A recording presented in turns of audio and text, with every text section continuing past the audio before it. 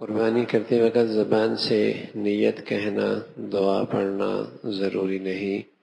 اگر دل میں خیال کر لیا کہ میں قربانی کرتا ہوں اور زبان سے کچھ نہیں پڑھا، فقط زبان سے بسم اللہ اللہ اکبر کہہ کر ذبح کر دیا تو قربانی درست ہے، لیکن اگر یاد ہو تو دعا پڑھ لینا بہت بہتر ہے۔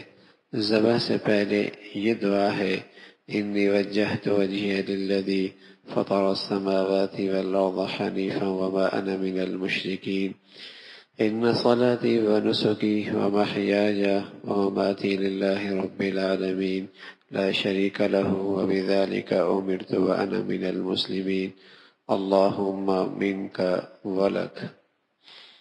ذبح کے بعد کی دعا: اللہم تقبلہ منی کما تقبلت من حبیبک محمد صلی اللہ علیہ وسلم وخلیلک ابراہیم علیہ السلام۔ یہ مسلمان قربانی کے وقت یہ دعا پڑھتا ہے، اور اس دعا میں اس بات کا اظہار ہے کہ یہ قربانی خالص اللہ کے لیے ہے، خالص اللہ کے لیے۔ عمل کرنا بھی مبارک ہے، لیکن اس عمل کے ساتھ نیت کا درست رکھنا بہت ضروری ہے۔ بس اوقات شیطان نیکی کرنے نہیں دیتا، اور اگر کوئی آدمی ہمت کر کے کر بھی لے تو پورے طور پہ نہیں کرنے دیتا، صحیح طور پہ نہیں کرنے دیتا، تو قدم قدم پہ راستہ مارتا ہے۔ قربانی کا عمل تو غیر معمولی ہے، اور سال کے صرف ان 3 دنوں میں یہ موقع میسر آتا ہے، اور ہر بال پہ پیارے رسول صلی اللہ علیہ وسلم نے نیکی کا اعلان اور اس کی خبر دی ہے۔ نیکی بہت بڑی ہے، تو بس اوقات شیطان ایسے موقع پہ نیتوں پہ حملہ کرتا ہے، ضائع کرا دیتا ہے، نام و نمود کے راستے سے، شہرت کے راستے سے، دکھلاوے کے راستے سے، کچھ اور اغراض پیش نظر ہو جاتے ہیں، اس کی وجہ سے اتنی بڑی نیکی ضائع ہوتی ہے۔ محنت بھی کی، پیسہ بھی لگایا، کوشش بھی کی، حاصل بھی کچھ نہیں ہوا۔ تو جانور لیتے ہوئے بھی کس لیے لے رہا ہوں؟ اللہ کے لیے۔ ذبح کرتے ہوئے بھی اسی کا اظہار ہے کہ اے اللہ میں تیری خاطر اسے ذبح کر رہا ہوں۔ انی وجہت وجہی للذی فطر السماوات والارض، میں اپنے آپ کو اس ذات کی طرف متوجہ کر رہا ہوں جو زمین و آسمان کا بادشاہ پیدا کرنے والا ہے، سب سے یکسو ہو کر، کسی سے کچھ غرض نہیں۔ اور اگلا جملہ ہے وَمَا أَنَا مِنَ الْمُشْرِكِينَ، میں مشرکوں میں سے نہیں ہوں۔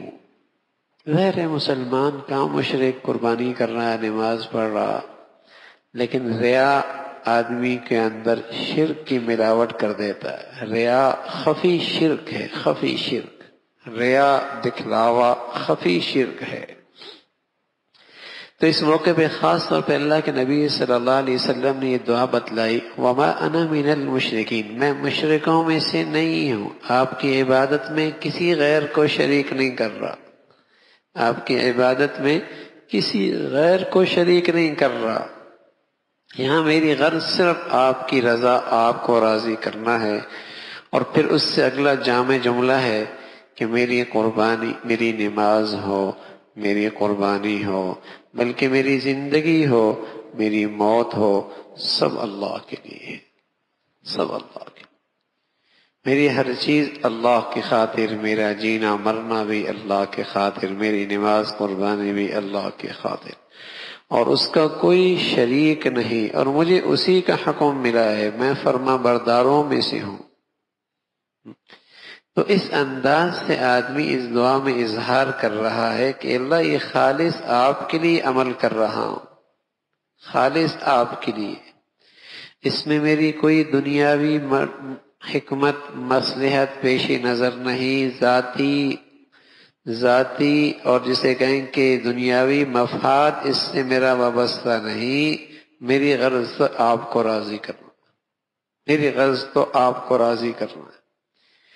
قربانی ہو یا حج ہو، قربانی ہو یا حج ہو، ان دونوں میں نظر یہی آتا ہے کہ اس میں عقل سے زیادہ اتباع ہی اتباع ہے.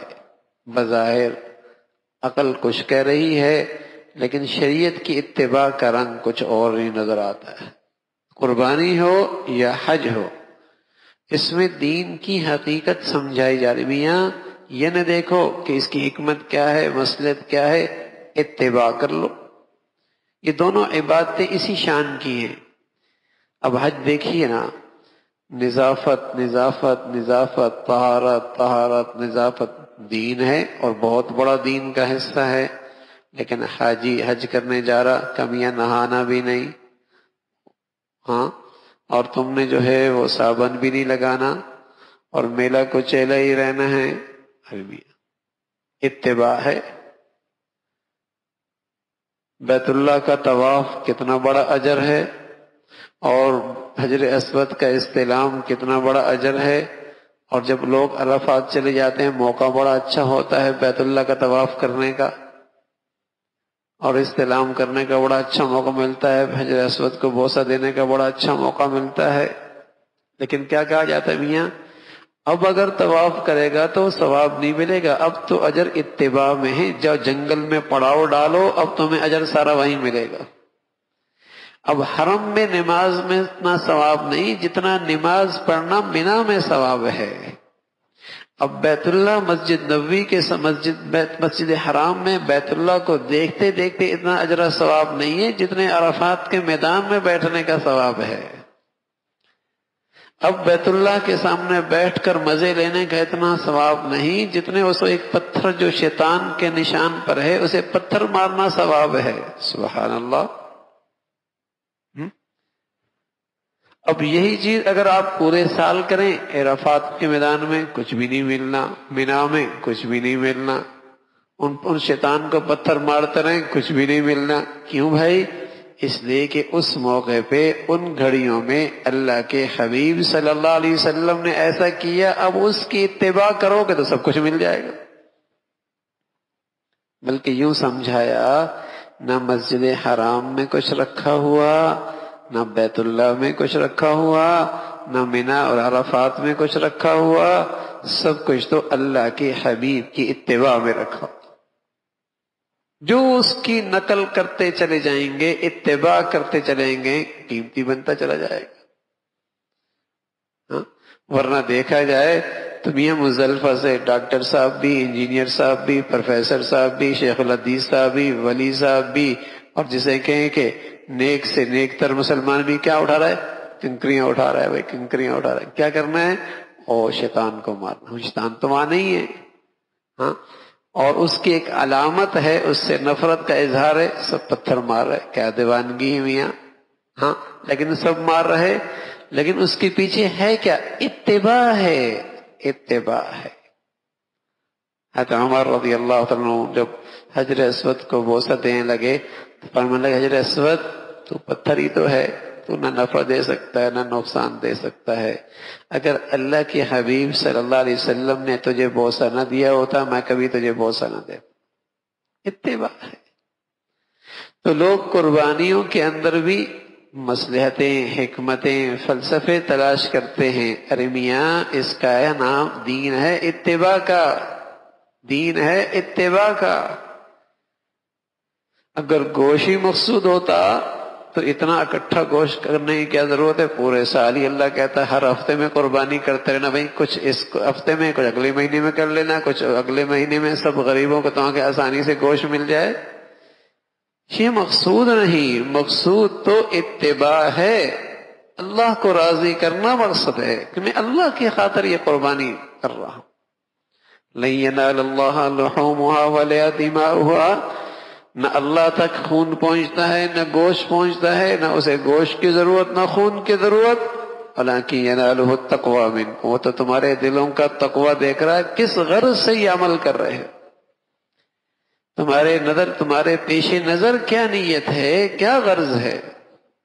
تو اللہ کی خاطر.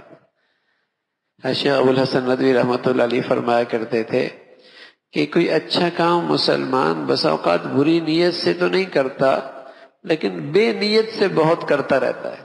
بد نیت نہ بھی ہو لیکن بے نیت ہوتی ہے، کوئی نیت نہیں ایسی کر رہا، کوئی نیت نہیں ایسی کر رہا، نہ نیت ہو، ہاں نیت ہو کہ اللہ کا حکم میری ہر خواہش سے، ہر جذبے سے بالاتر ہے۔ قربانی کی روح ہے کہ اللہ کا حکم ہر جذبے سے بالاتر ہے۔